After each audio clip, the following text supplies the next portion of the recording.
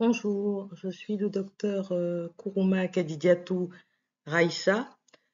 Je suis pharmacienne de santé publique et chercheur à l'Institut national de santé publique et je suis la coordonnatrice de cette formation sur la méthodologie de la recherche.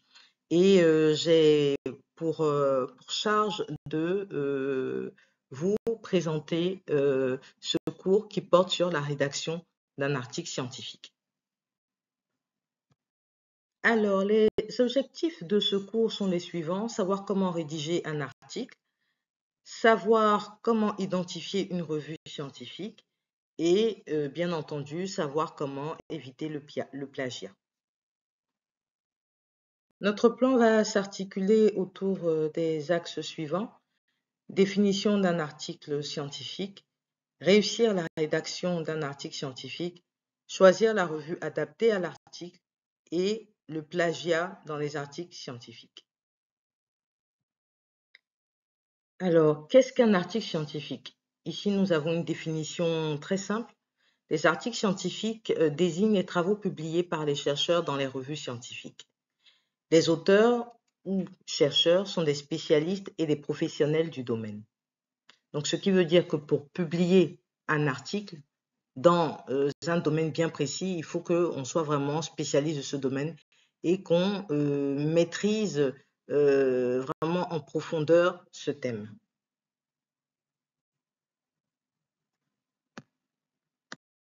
Alors, pourquoi il est important de rédiger un article scientifique? Alors, le but de la rédaction d'un article scientifique, c'est de partager ses travaux et résultats avec ses pairs et d'autres experts de son domaine. C'est également d'examiner les recherches menées par d'autres chercheurs et informer le lecteur qui s'intéresse activement à un domaine en particulier. Alors, pour atteindre son objectif, un article doit viser à informer les lecteurs et non à impressionner les lecteurs. Il doit être très lisible, clair, précis et concis. Il doit également être cité par d'autres scientifiques s'ils sont utiles, s'il est utile pour ces scientifiques-là, ou plutôt que d'être critique ou égocentrique. L'article scientifique a également des cibles.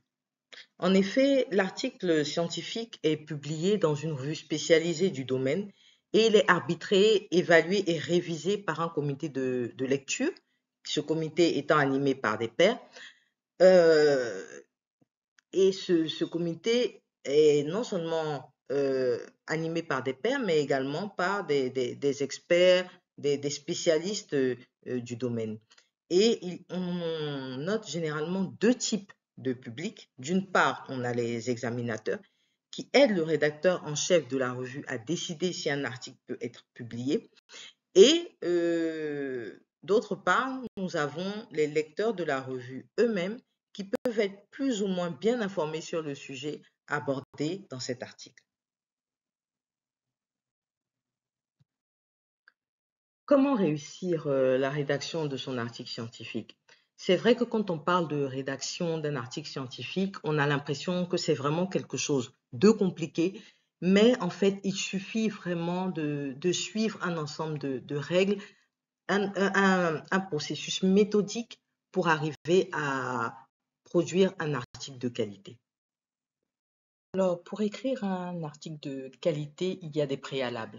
Et les préalables, c'est en fait de se poser les bonnes questions. Alors, quelle est l'idée centrale de l'article? De quoi parle mon article? Quelle est la problématique de mon article? D'accord? Alors, deuxièmement, se poser la question de savoir ce qu'on sait à propos de ce sujet.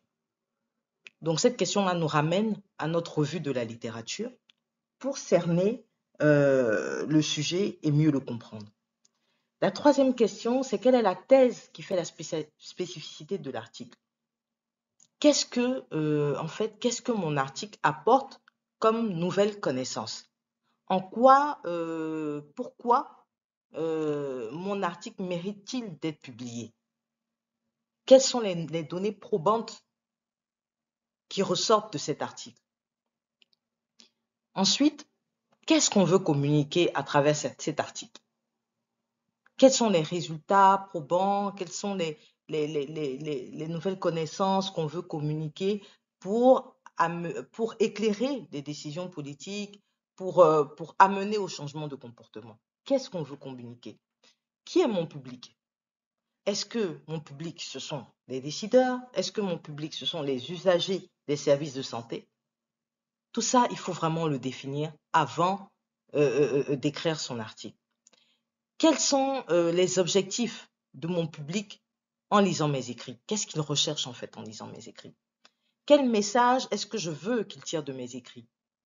Par exemple, pour les décideurs, quelles sont les implications programmatiques, par exemple, liées aux résultats de ma recherche? Quelles sont les implications politiques liées aux résultats de la recherche?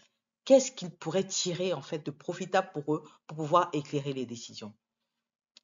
Comment structurer mes idées et les résultats de la recherche? Ça, c'est vraiment très important. Parce qu'un article scientifique qui n'est pas structuré, où on a plein de résultats, mais qui n'ont aucun lien, où il n'y a pas un fil conducteur de ces résultats-là, c'est vraiment difficile de le comprendre. Donc, il faut vraiment bien mener son article, vraiment avoir un fil conducteur, hein, avoir l'idée centrale et broder autour de cette idée centrale.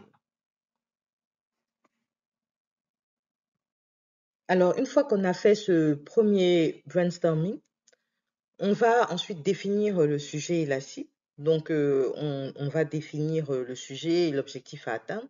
On va déterminer la cible, c'est-à-dire la revue susceptible d'accepter la publication de l'article scientifique. Cela permet de s'adapter au niveau de connaissance du lectorat de cette revue. Il peut être utile de contacter déjà les éditeurs pour connaître un peu l'intérêt du journal pour la thématique proposée. Et une fois qu'on a plusieurs choix possibles de revues, on identifie maintenant la revue dans laquelle notre article sera plus susceptible d'être retenu. Ensuite, on va élaborer le plan de l'article. Tout à l'heure, je parlais de fil conducteur. Et bien, c'est exactement ça. Savoir de quoi, quels sont les résultats qu'on va présenter, parce que ce n'est pas tous les résultats qu'on présente, c'est vraiment les résultats les plus pertinents, les résultats les plus probants, les plus significatifs qu'on présente. Alors, on sait quels résultats on présente, on élabore le plan de l'article et pour cela, on va céder des recommandations aux auteurs de la revue, vu que celle-ci a été identifiée.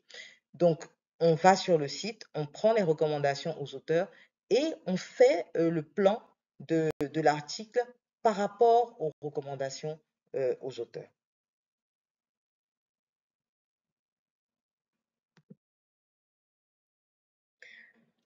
Ensuite, si nous n'avons pas effectué une recherche avec un protocole au préalable, parce que comme vous avez pu le voir dans les cours précédents, lorsqu'on élabore un protocole, on fait une revue bibliographique, donc on a déjà une bonne base d'articles scientifiques.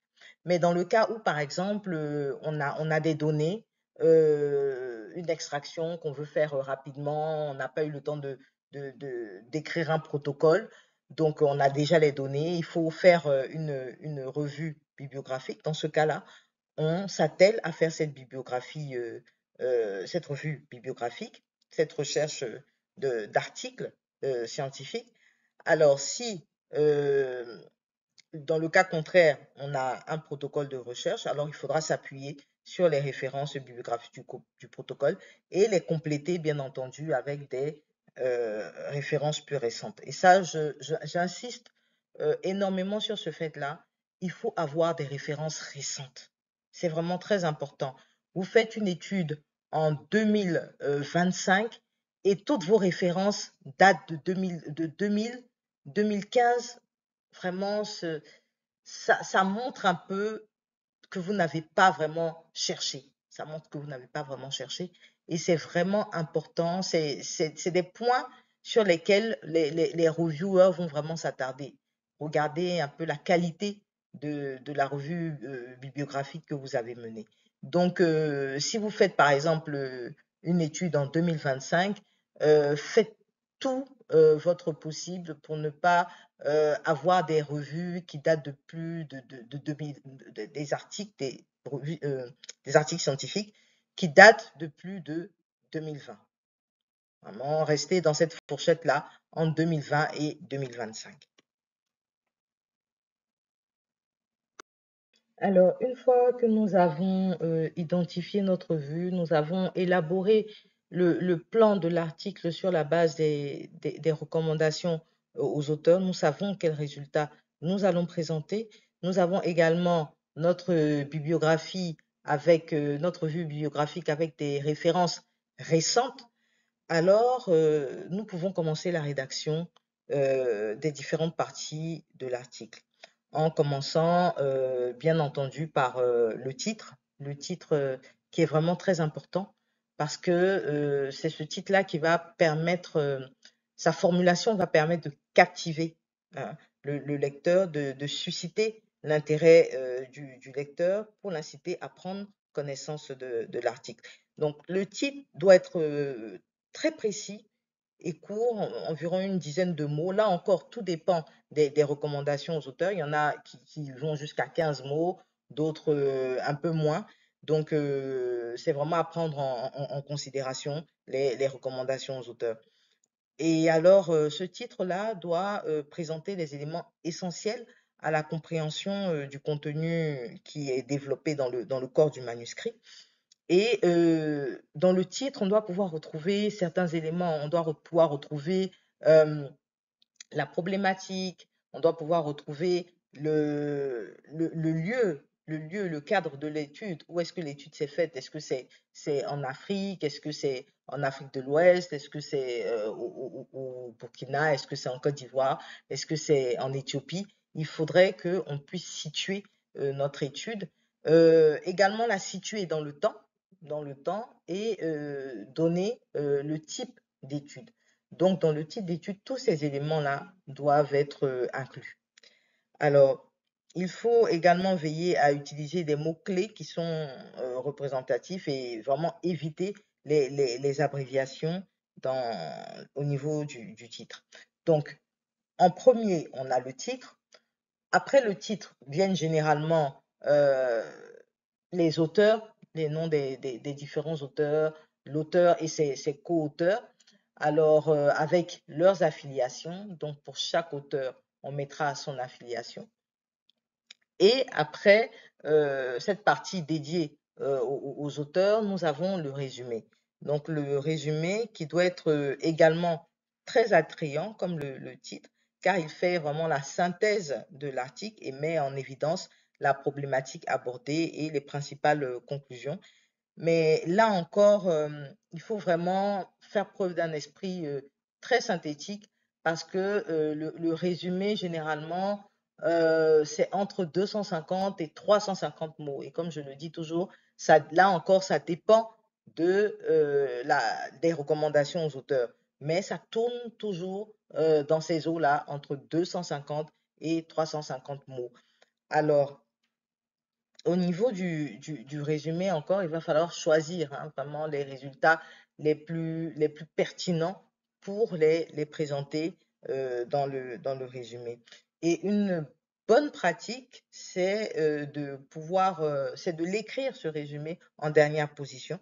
Une fois que tous les éléments de l'article, toutes les parties de l'article ont été traitées, on écrit ce résumé-là en dernière position.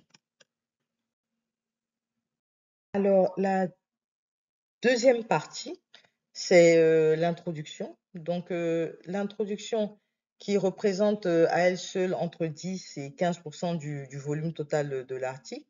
Et l'introduction doit suivre le principe de l'entonnoir. Le principe de l'entonnoir, c'est vraiment de partir du général au particulier. Donc, c'est à ce niveau-là que va intervenir une partie de nos références que nous aurons pu collecter.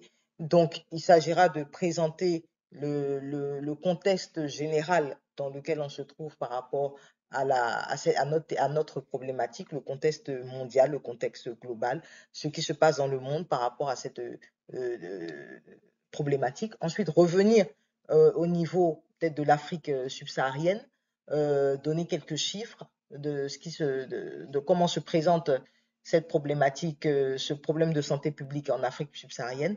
Ensuite, donner des chiffres sur la problématique, le problème de santé publique au niveau de la Côte d'Ivoire, par exemple. Faire un peu, dresser un peu, faire une description du problème de santé publique en Côte d'Ivoire, de ce qui est fait pour lutter contre ce problème de santé publique et également faire une synthèse de tous les travaux qui ont été réalisés sur la thématique et de faire ressortir, vous avez pu le voir dans l'élaboration du protocole de recherche, ressortir le gap, donc montrer le gap, ce que vous apportez de nouveau à travers cette étude-là. Quel est ce gap-là que vous comblez à travers cette étude? Est-ce que c'est un gap méthodologique? Parce que toutes les études qui ont été faites sur la thématique l'ont peut-être abordé sur le plan quantitatif, mais pas sur le plan qualitatif, et vous vous intéressez à cet aspect, à ce volet-là, le volet qualitatif. Donc, vous venez combler ici un gap, un gap méthodologique, ou bien il s'agit purement et simplement d'un gap de connaissances. Très peu d'études ont été effectuées sur la thématique. La plupart des études ont été réalisées en Europe ou en Afrique de l'Est, et très peu d'études ont été réalisées au niveau de l'Afrique de l'Ouest. Donc, ce qui suscite justement votre intérêt de vouloir combler ce gap de connaissances. Donc,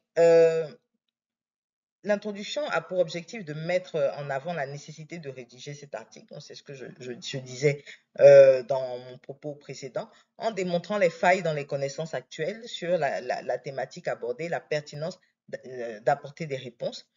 Alors, pour faire une bonne introduction, il faut respecter trois principes. Expliquer l'ampleur de la problématique et l'importance de ce travail de recherche, comme je le disais. Formuler la question à laquelle vous allez répondre et énoncer les hypothèses de recherche ou l'objectif de recherche.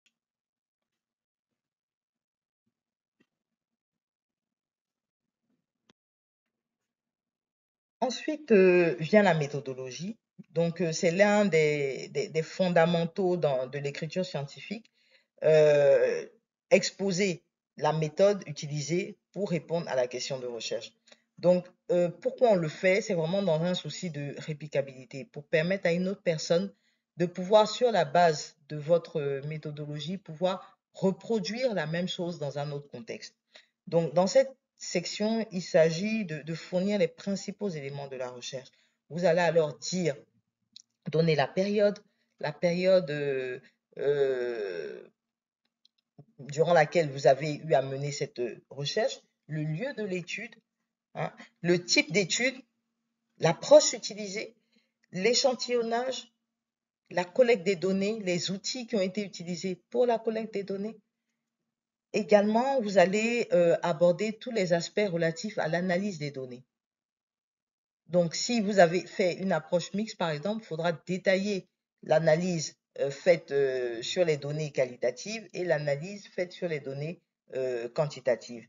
Donc, il faut vraiment décrire toutes les étapes de chaque analyse menée et l'approche expérimentale choisie pour valider les hypothèses. Donc, il faut vraiment tout décrire dans la méthodologie. Après la méthodologie vient la section résultats. Alors, cette section-là constitue l'aboutissement de la recherche. Donc, ici, il n'est pas question d'interprétation, mais plutôt de présentation, une présentation objective des résultats. Donc, on ne fait que présenter les résultats. Et il est préconisé de présenter les résultats sous forme de tableaux, de figures, en veillant à ce que cela soit clair et explicite même sans contenu textuel. Ok, donc après les résultats, nous avons la discussion. Et c'est vraiment le moment pour l'auteur d'exposer ses propres interprétations. Donc, toujours sur la base des résultats les plus pertinents, parce que même pour la discussion, ce n'est pas tous les résultats qu'on discute. Il faut faire le tri et discuter vraiment les résultats les plus intéressants. Donc, il s'agit ici de proposer un nouveau regard sur les résultats obtenus. Pour cela, il faut les comparer avec ceux d'autres chercheurs et démontrer également les forces du travail de la recherche qui a été menée, les limites aussi de la recherche, que ce soit les biais, que ce soit les limites au niveau de l'échantillon, au niveau de la collecte des données, tout ça. Et il est bon de le mentionner dans cette section. Et également de parler de tout ce qui est implication dans les pratiques professionnelles, implication politique, implication dans la recherche.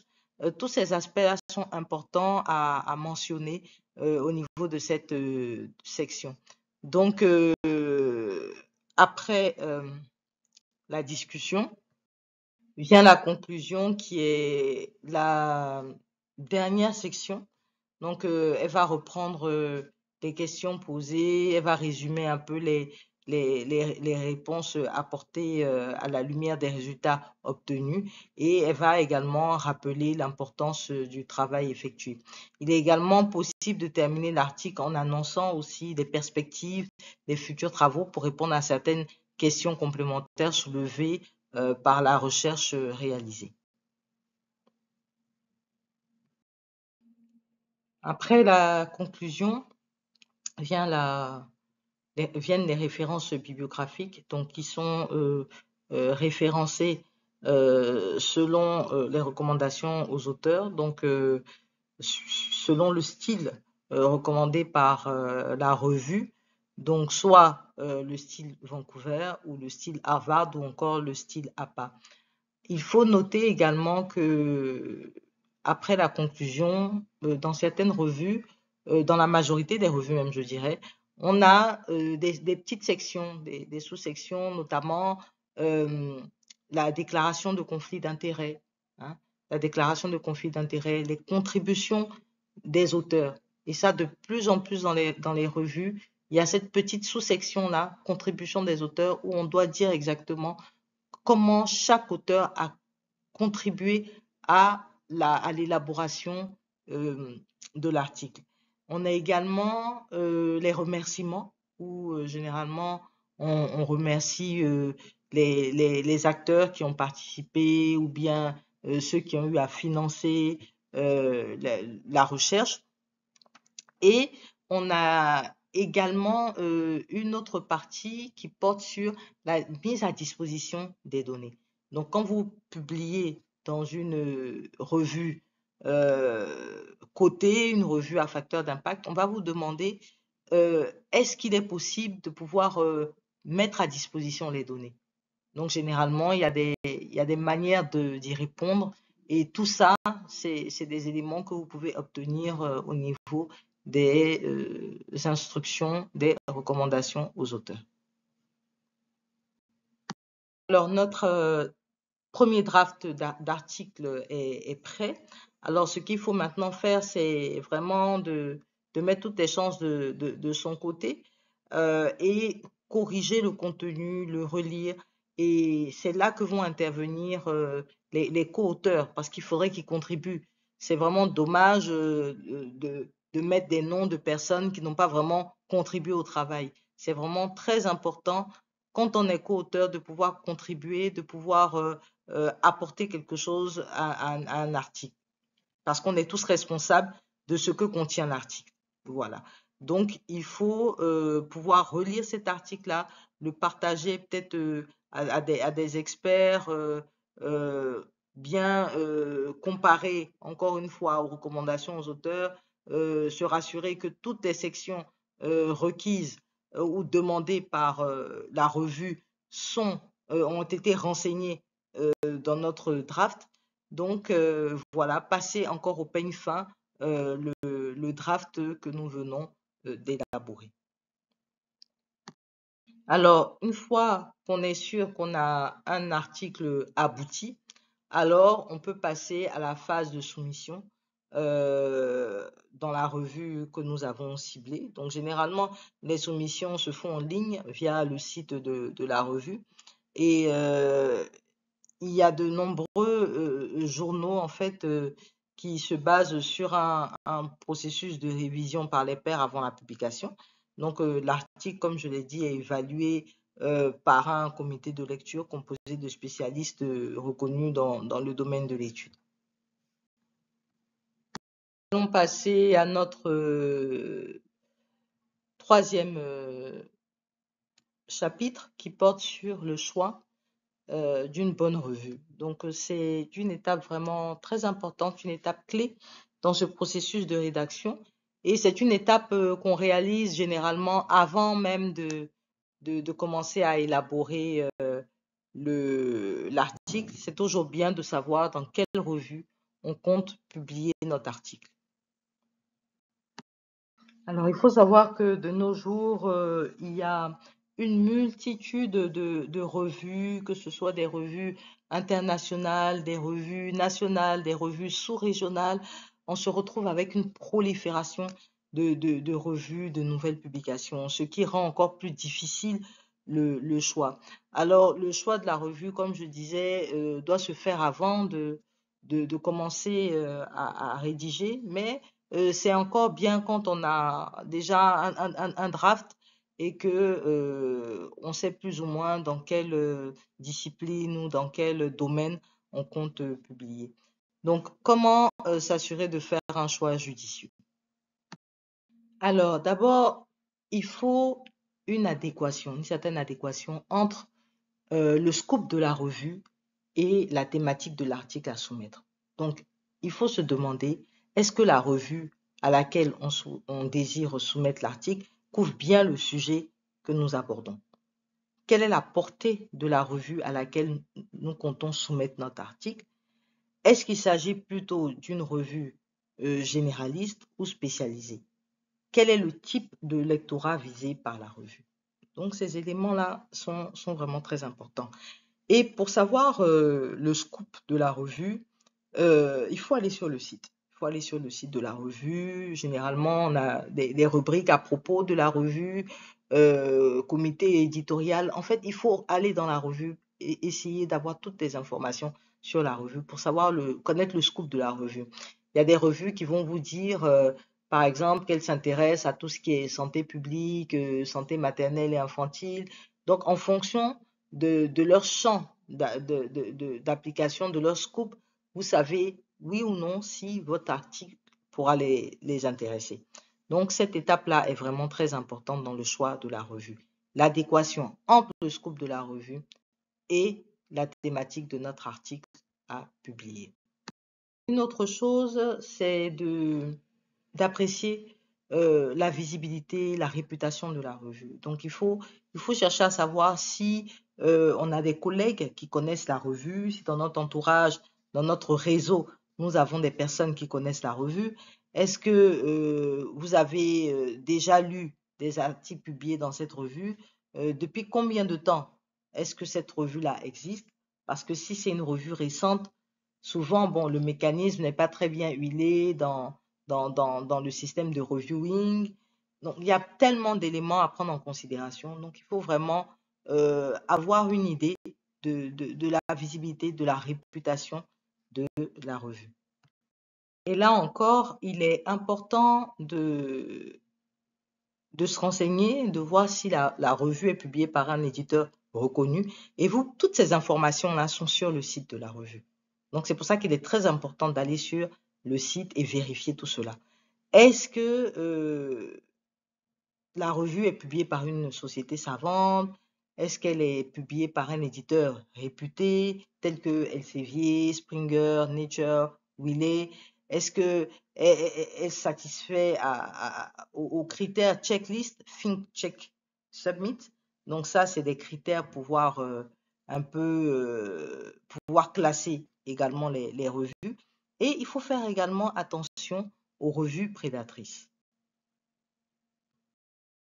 On peut également chercher à savoir si la revue est indexée dans des banques de données reconnues dans votre domaine, comme le Web of Science, qui renferme des publications de recherche multidisciplinaires incluant les sciences et le génie. PubMed, Medline, avec des publications de recherche en sciences de la santé, en génie biomédical, également Scopus qui permet une recherche par auteur.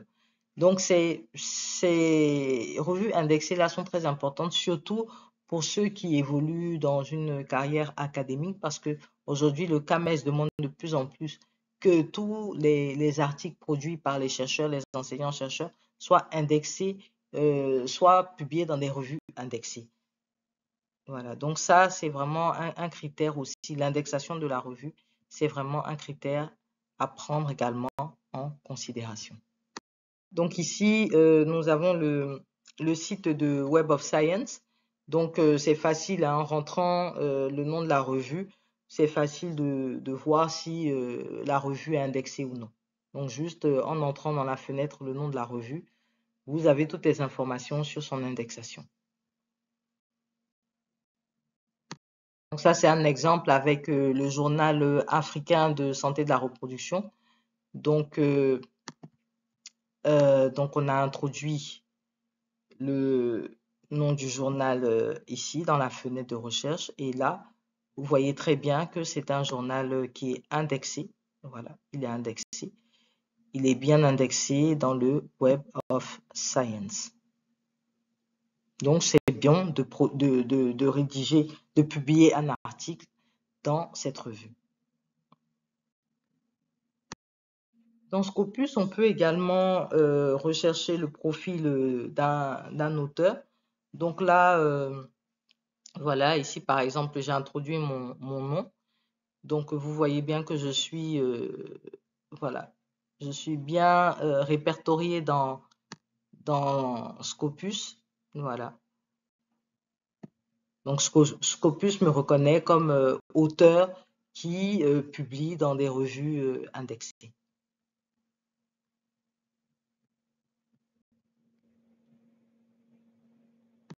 Donc là, il y a même toutes les informations sur mon affiliation. Donc, Kourouma Kadidia Touraïssa, Institut national de santé publique Côte d'Ivoire. Alors, toujours dans le repérage de la visibilité et la réputation de la revue, il est important de savoir si la revue est disponible en libre accès, open access. Si oui, alors quels sont les frais de publication d'un article dans cette revue? Donc, ils appellent ça généralement le APC, Article Processing Charge. Donc, à combien s'élèvent ces coûts?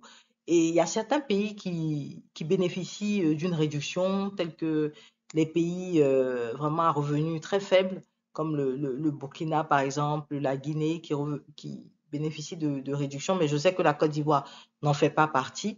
Donc, ils payent pratiquement environ la moitié des frais de publication. Mais pour ces revues-là, il faut dire que les frais de publication sont élevés quand même, vu que ce sont des revues cotées, indexées. Donc, ça va chercher à partir de 600 000 francs CFA pour une publication. Donc, il faut également se renseigner pour savoir si la revue est répertoriée dans le Directory of Open Access Journal. Quelle est sa périodicité? Est-ce que c'est un trimestriel? Est-ce que c'est biannuel? Il faut vraiment se renseigner sur la périodicité, c'est très important. Parce que quand on soumet, voilà, si c'est un trimestriel ou bien c'est un semestriel, il faut s'attendre vraiment à ce que le processus soit un peu plus long en fonction de la périodicité. Donc, quel est le taux d'acceptation des articles soumis?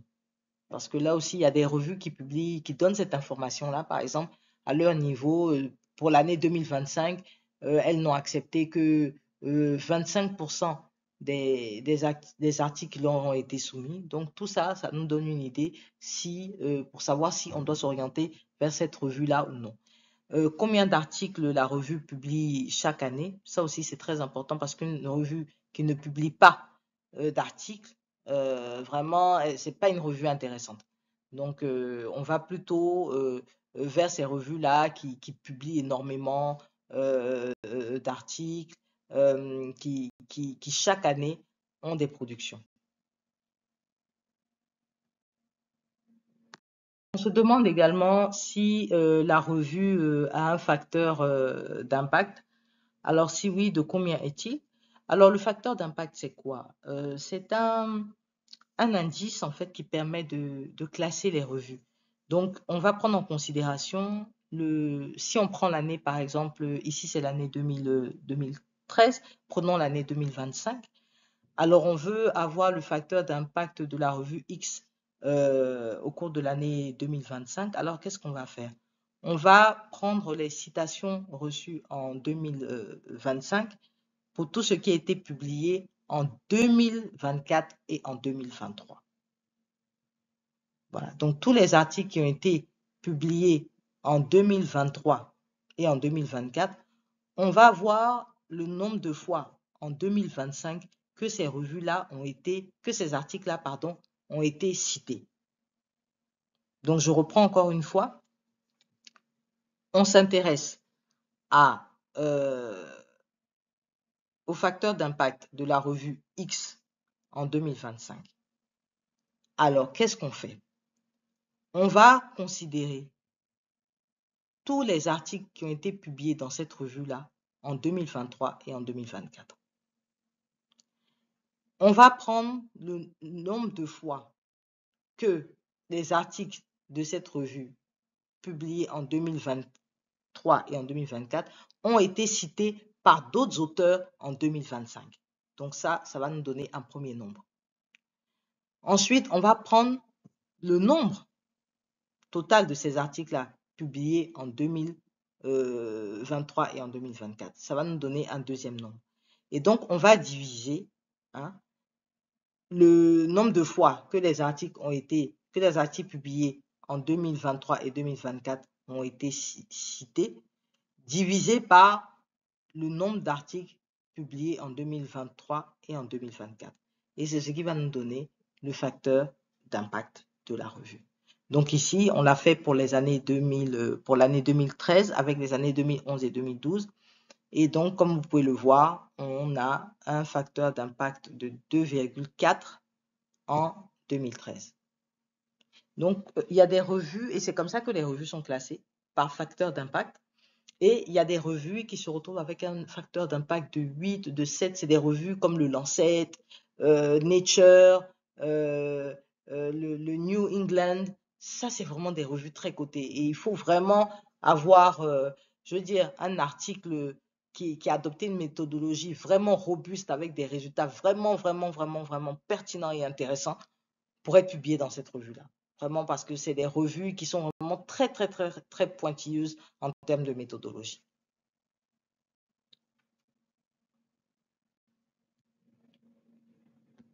Il faut également s'intéresser au délai de publication de la revue. Ça, c'est très important. Combien de temps faut-il prévoir pour le processus de révision par les pairs? Est-ce que ce processus est rapide? Est-ce qu'il est lent? C'est très important pour nous parce que, en tant que chercheur, quand on soumet un article, on veut rapidement pouvoir interagir avec la revue, apporter ses corrections pour que notre article sorte rapidement parce qu'on a des résultats à faire connaître, on a des données probantes à partager avec la communauté scientifique ou avec les lecteurs. Donc, un processus vraiment long, c'est pas vraiment intéressant. Donc, à ce niveau-là, il faut prendre toutes les précautions et se renseigner sur le processus de révision par les pairs de la revue. Donc, c'est très important de savoir combien de temps s'écoule entre l'envoi du manuscrit et la publication de l'article en ligne. Mais généralement, ça tourne c'est entre 9 et 1 an. Pour une revue qui se respecte, entre 9 et 1 an. Parce que, on le verra par la suite, il y a beaucoup de back and forth, d'aller-retour entre l'auteur et les reviewers et l'éditeur. Donc, il y a tout un ensemble de communication, d'aller-retour par rapport aux corrections à apporter. Donc, ça, c'est vraiment très, très, très, très important. Il ne faudrait pas s'embarquer dans une revue qui met 2 ans avant de vous publier. Franchement, parce qu'au bout de 2 ans, vous avez fait votre étude, par exemple, en 2023, disons. Vous avez fait votre étude en 2023, ça vous a pris 1 an, donc 2024, pour pouvoir avoir ne serait-ce que le premier draft, parce que ça prend du temps de rédiger un article. Ensuite, en 2024, vous avez cet article-là et vous allez le soumettre à la revue qui va vous donner une réponse, qui va vous publier en 2026. Vous voyez, ça fait déjà 3 ans. 3 ans, vos données ne sont plus aussi pertinentes aussi parce qu'il y a d'autres travaux en temps qui ont peut-être été publiés rapidement. Donc, il faut vraiment faire très attention à cela.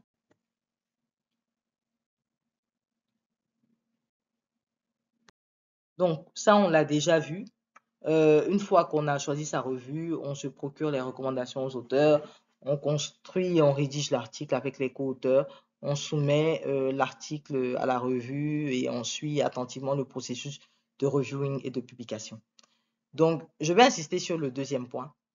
On construit et on rédige l'article avec les co-auteurs. J'insiste, avec les co-auteurs. Parce qu'il faut éviter de mettre des noms de personnes qui ne participent pas au processus de rédaction. Vous avez vu au niveau des revues, il y a la section, comme je l'avais dit, la section contribution des auteurs. Et c'est très, très important que tous ceux qui ont leur nom qui figure sur l'article aient contribué. Ne serait-ce que lire l'article, apporter quelques petites corrections.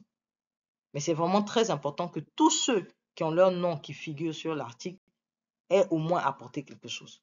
Ça, c'est très important.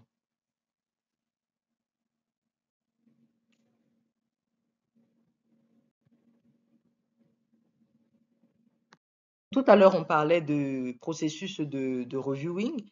Donc, comme vous pouvez le voir ici, alors, lorsqu'on envoie l'article, lorsque l'article est envoyé par les auteurs, il va mettre en moyenne 15 jours avant d'être sélectionné par le comité éditorial. Donc, le comité éditorial va se prononcer pour dire oui, bon, d'accord, on retient votre article et ça, c'est au bout de 2 semaines que vous aurez cette réponse-là.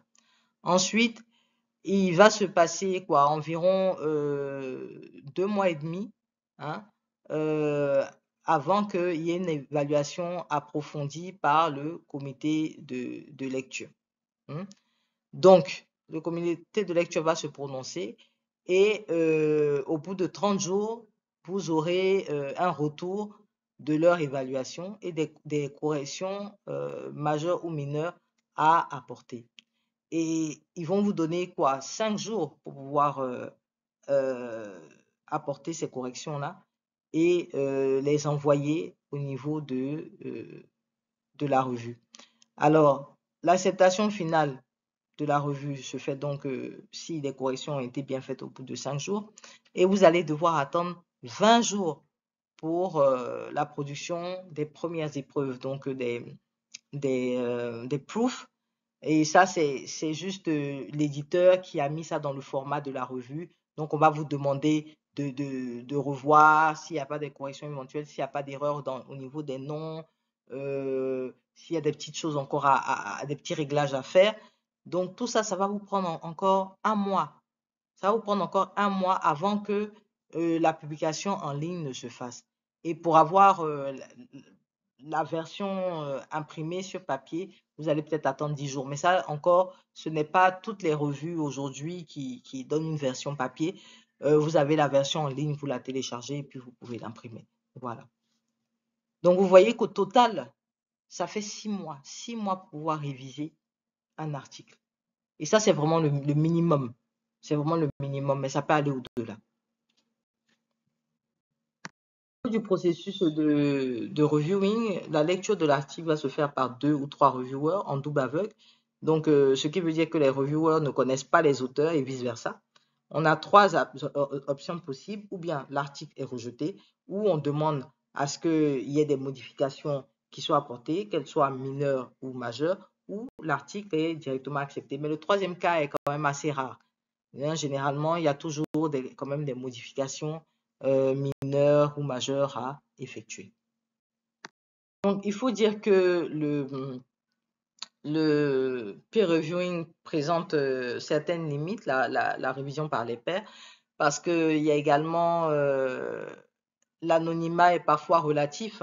Il y a par rapport au poids même des réseaux personnels. Donc, souvent, l'anonymat entre griffes n'est pas vraiment respecté parce que soit on connaît l'éditeur de la revue ou on connaît un des reviewers. Il y a même des revues qui vous disent, bon, à notre niveau, on n'a pas de reviewer disponible pour pouvoir lire votre article. Est-ce que vous pouvez nous proposer des reviewers? Donc là, vous voyez qu'il n'y a plus d'anonymat. En fait, si vous connaissez déjà le reviewer, il n'y a plus d'anonymat. Et il y a également la longueur du processus. C'est vraiment long. Ça peut aller de 6 mois à 2 ans. On l'a vu tout à l'heure. Donc ça, c'est vraiment long.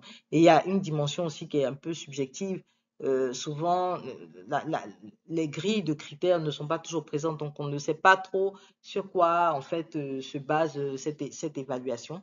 Mais ce qu'il faut noter, c'est que pour les retours des reviewers, c'est toujours quand même bien structuré par rapport aux différentes sections présentes dans l'article. Ils font des commentaires vraiment à chaque niveau et ça vous permet de leur faire un retour structuré sur cette base-là.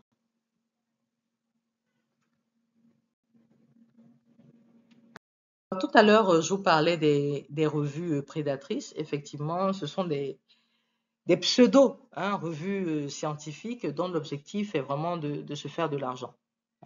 Donc, ce n'est pas vraiment le volet scientifique qui les intéresse. Donc, elles ont un processus opaque de reviewing. Généralement, on va vous dire en 2 ou 3 jours, votre article sera révisé et sera publié. Donc, quand on vient de voir que ça met entre 6 mois et 2 ans pour être publié, là, on vous propose 3 jours. Donc, vous voyez bien qu'il y a anguille sous roche. Et dans le mode de fonctionnement, comment ils opèrent, ces revues-là, c'est de vous envoyer d'envoyer des spams aux chercheurs avec proposition de publier rapidement. En fait, il n'y a pas de vrai reviewing qui est fait et la plupart des articles sont acceptés. Et quand vous prenez votre article, parce que moi j'ai eu cette expérience-là, j'ai publié dans une revue au bout d'une semaine. Ils avaient déjà publié mon article, mais quand j'ai regardé, il y avait il y avait des choses encore des coquilles dans le texte. Il y avait des bouts de phrases même qui manquaient. Donc, je veux dire qu'ils n'ont même pas pris la peine même de lire le document, de parcourir le document. Et les frais de publication sont très alléchants, c'est très bas comparativement aux autres vues. Donc, ce qui fait que souvent, lorsqu'on n'est pas, on n'a pas l'information, on fonce tête baissée vers ces revues-là. Et après, bon, voilà, je veux dire, pour quelqu'un peut-être qui n'envisage pas faire une carrière de recherche, une carrière académique, ça pourrait passer. Mais quand on veut faire une carrière académique, toutes ces revues-là sont vraiment à proscrire. Alors, nous allons aborder le dernier chapitre après avoir vu comment réussir la rédaction de son article, comment faire le choix de la bonne revue. Maintenant, nous allons nous intéresser au plagiat. Parce que le plagiat, vraiment, ça revient tout le temps. Ça revient tout le temps. Même nous, ça nous arrive à ce stade-là, peut-être de notre expertise, ça nous arrive de faire souvent des erreurs et de commettre du plagiat, mais il faut être vraiment vigilant. Il faut être vraiment vigilant quand on écrit, quand on veut faire un article. Il faut vraiment citer ses sources. C'est vraiment très, très, très important.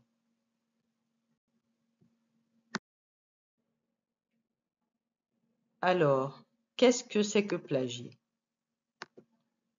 Alors, plagier, c'est s'accaparer des extraits de texte, des images, des données, etc., provenant de sources externes et les intégrer à son propre travail sans en mentionner la provenance, résumer l'idée originale d'un auteur en l'exprimant par ses propres mots, mais en omettant d'en mentionner la source.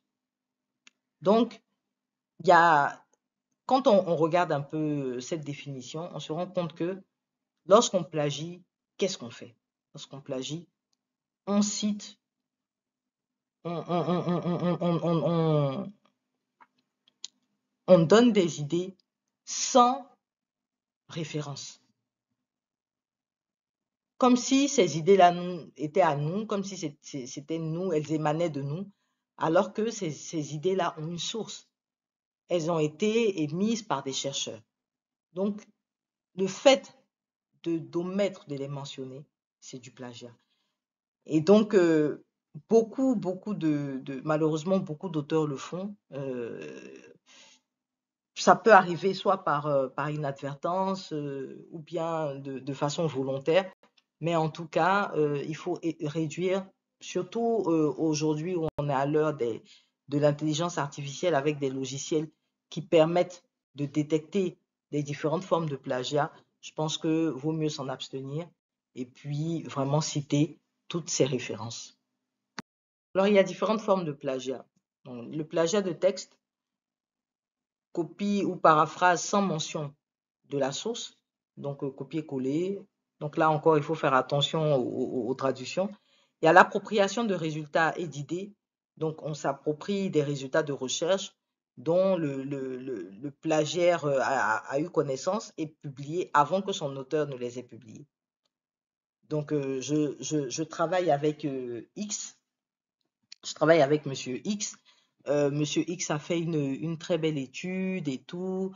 Il a même à nous présenter les résultats de l'étude. Il nous a partagé le PowerPoint de, de, de, de, de, de sa présentation. Et qu'est-ce que je fais? Je prends sa présentation sur la base des PowerPoint, des quelques bribes de résultats que j'ai. Je fais un article, je monte un article que je soumets rapidement avant que lui-même n'ait eu le temps de produire son propre article. Ça, c'est du plagiat. Ça, c'est vraiment une très grosse forme de plagiat parce que là, c'est vraiment volontaire. On a conscience qu'on est en train de voler la propriété intellectuelle d'un chercheur. Et ça, c'est vraiment, je veux dire, ça porte vraiment atteinte à l'intégrité même du chercheur parce que, en toute chose, je pense surtout dans la recherche, il faut être intègre dans ce qu'on fait. Et toutes ces formes de plagiat-là sont vraiment, je veux dire, ne vont pas dans le sens, en fait, d'une certaine éthique en matière de rédaction d'articles scientifiques. On a cette autre forme-là de plagiat que certains pourraient dire, mais non, ça, ce n'est pas du plagiat parce que c'est des idées qui émanent de moi-même. Donc, même si je les reprends, que je saupoudre un peu, voilà, que j'essaie de revisiter mes idées, ça reste mes idées. Donc, ce n'est pas du plagiat, mais c'est une forme de plagiat qu'on appelle l'autoplagiat, le fait de réutiliser ces publications antérieures en les faisant passer pour neuves. Hein. Donc, c'est vraiment en contradiction, comme je le disais tantôt, avec les bonnes pratiques de la publication scientifique. On peut parler également de recyclage de texte, text recycling, pour éviter la contradiction contenue dans le terme autoplagiat. Alors, pour éviter le plagiat, il faut toujours mentionner la source ou la provenance de l'information utilisée pour rédiger l'article, porter ses travaux à la connaissance du plus grand nombre de personnes pour qu'il soit connu si la publication est en cours. Exemple, faire des communications orales, affichées, discuter avec ses co-auteurs des réutilisations possibles et aussi faire attention au contexte de divulgation d'informations non publiées. Donc, nous sommes à la fin de ce cours. J'espère que ce cours-là vous a permis de mieux comprendre tous les enjeux relatifs à l'écriture d'un article scientifique. Je vous encourage vraiment à vous y essayer, à rédiger des articles scientifiques, à les publier également dans des revues à facteur d'impact et surtout, quand vous rédigez vos articles, mentionnez toujours vos sources et évitez le plagiat. Je vous remercie. Merci pour votre aimable attention.